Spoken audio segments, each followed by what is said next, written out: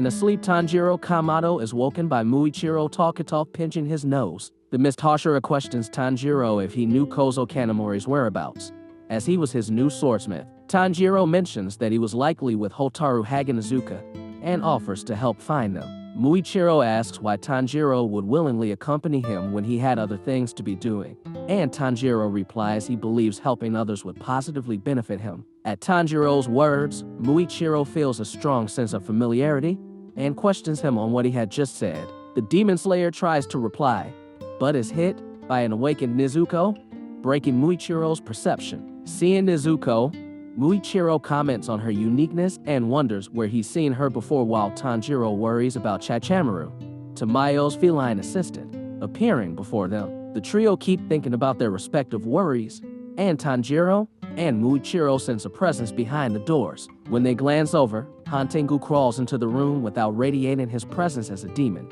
Tanjiro and Muichiro both realize Hantengu is an upper rank and prepare to attack, with Muichiro immediately using misbreathing fourth form, shifting flow slash. Hantengu swiftly dodges to the ceiling and cries, begging the Demon Slayers not to hurt him. Tanjiro tells himself not to hesitate and uses Hataru's newly forged blade to attack Hantengu with Hinokami Kagura, Sunflower Thrust. Hantengu dodges again, but receives a blow from Nezuko in her awakened form. Tanjiro tells Nezuko not to transform, and meanwhile, Muichiro successfully beheads Hantengu. Tanjiro remembers that beheading an upper rank does not necessarily result in his death based on his prior fight with Daki and Gyutaro, and yells at Muichiro to keep his focus. Right as he does so, the severed head and body transforms into two new demons, one of which holds a leaf-shaped fan.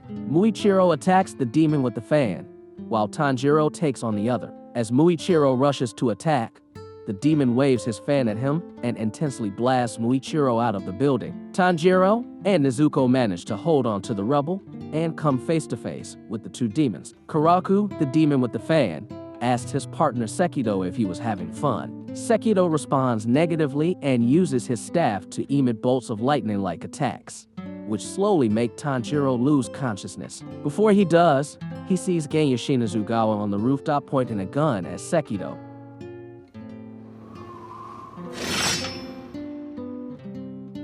Genya Shinazugawa shoots both Sekido and Karaku with his Nichiren gun, blasting off Sekido's head and nearly decapitating Karaku. Karaku expresses enjoyment towards the fight as Genya rushes in to slash off his head with the Nichiren sword. Tanjiro yells at Genya that his attacks were futile and the demons were willingly being beheaded so they could keep splitting and increase their attack power. As the battle continues, Tanjiro desperately analyzes his opponents and tries to pinpoint their weaknesses, but his thoughts are interrupted by a third bird-like demon, Worogi, who lifts him up into the air with his foot. Realizing that each demon has a unique ability, Tanjiro instructs Nezuko to assist Genya, but, horrified, he realizes that his teammate had been impaled by a fourth demon, Aizetsu. Worogi taunts him for worrying about others and not himself, proceeding to generate a sonic scream. Tanjiro attempts to counter with Hinokami Kagura and successfully cuts off Worogi's leg,